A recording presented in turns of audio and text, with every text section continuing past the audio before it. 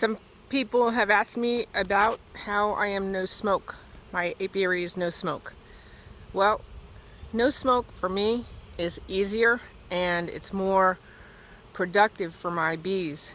There's a lot of reasons not to use smoke, a lot of reasons to use it. So I'm going to talk a little bit about how I use my spray bottle instead of smoke, and when I use smoke, why.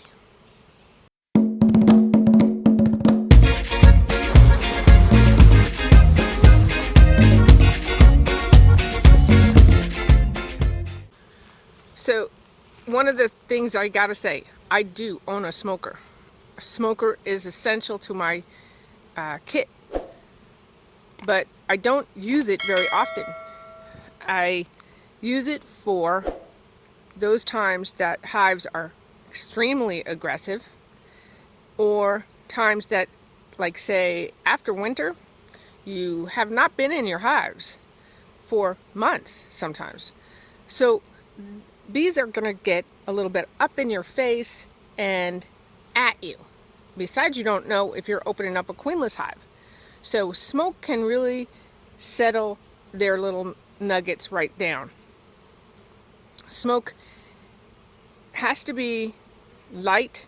It has to be cool, no fire on them, and keeping the smoker going is, that's a hassle, but it's not a hassle to me in the sense that once I smoke a hive, it's a rare occasion that I smoke again and again and again throughout the inspection. So when do I use smoke? So in the spring, I give them a chance, crack them open. If they're in your face, way hotter than normal, what you expect. So if you're also opening them, and you have to open them on a cloudy day or a rainy, semi-rainy day, or it's been very rainy, times that they've been confined for a long period, these are times that they're going to get up in your face and you may not want to take those stings that day. If you open them and walk away with no smoke, a lot of times that can also calm them down. You don't always have to just go right at them with smoke. My spray bottle, I just keep at my side. The spray bottle is nice because it just kind of gives them something to do while you're cracking and inspecting the hive. Not only that, it's a really nice way to deliver essential oils. You just put it in, spray them, and in my neck of the woods, the essential oils not only help with like varroa, but the small hive beetle. When I don't use smoke, well, the reason I don't use smoke is the bees have over 110 receptors. And these receptors can get clogged by this smoke. And imagine you go into a pool room at night, pool room or a bar. You come home, your hair stinks, you stink, and you smell that stuff all night long. Well, these are these tiny little insects with these receptors. So it takes 10 days to clear those receptors. Well, if you're going in every 10 days, 7 to 10 days, and puffing them full of this stuff, and it could be pine, it could be corn husks, I hear of all kinds of things, maybe, grass, and everything stinks. You're smelling it, and every 10 days, they don't even get a chance to clear. So I have hygienic bees. Why am I going to puff them full of this junk and then say, oh, they're not doing their job? Their receptors aren't acting correctly to say they are or they're not. So you can just let them clear those receptors. Use the spray. If you're a beginner beekeeper and you only have 1 or 2 hives,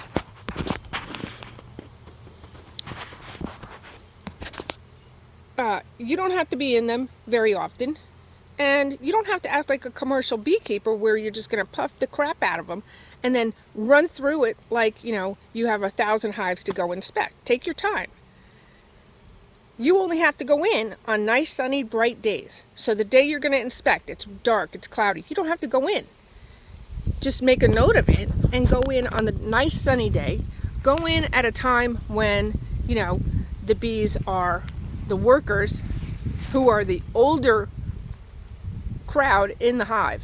They're the nasty ones. If all the workers are home, you're going to get a face full of bees.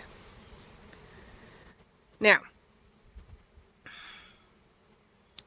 if you get face flyers, sometimes smoke is going to, it's going to clear them. Face flyers, a lot of times will tell me there's something else going on in the hive. Usually a queenless, but that's another story. So if you over smoke, you could be ruining a lot of receptors and also actions that are going to tell you what to do. If I over smoke a hive and my bees can't get to work like they should, that hive beetle is incredibly quick. I don't want that to happen. Using spray. My spray bottle, I use a light sugar syrup. You can use plain water too. I don't use a heavy hand. I don't soak anybody. I don't try to drown anybody. It's a light spray. If I see a problem, say with hive beetle or something, I can actually add a little more essential oils, and then I can go in and dust them with this sugar syrup. The sugar syrup then, like if you've done a powdered sugar,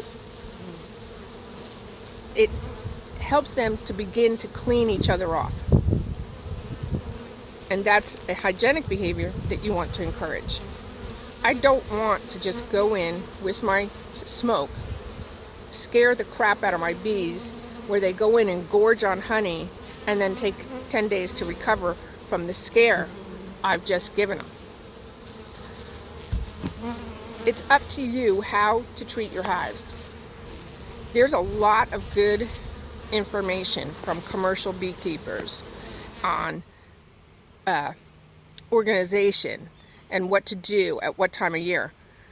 But you don't have to be as rough as they are. And I do see them being rough, but they have to get through a ton of hives in a short period. If you only have a few hives, 10 hives, 20 hives, you have the ability to say, oh, I'm going to back off, I'm going to take care of these bees, and then put forth your effort in making sure that they have the strongest hives possible. And I think using smoke every day or every time that you go in is not being a good steward to your bees. If you choose to use smoke, make sure it's a light smoke. Make sure it's not a hot flame, and you don't have to overdo it. If you've got a really big hive, you can make sure it puffs really hot, or puffs smoke. If it's a small hive, you really hardly have to have anything. And if she's coming out to sting you, there may be a little more to it than just smoking her. So try smoke, try no smoke, try your spray bottle, try sugar in your spray bottle, and try essential oils. I think it's worth the effort. Thanks for watching. Be sure to subscribe, hit the like button, share this video. And until next time, happy beekeeping.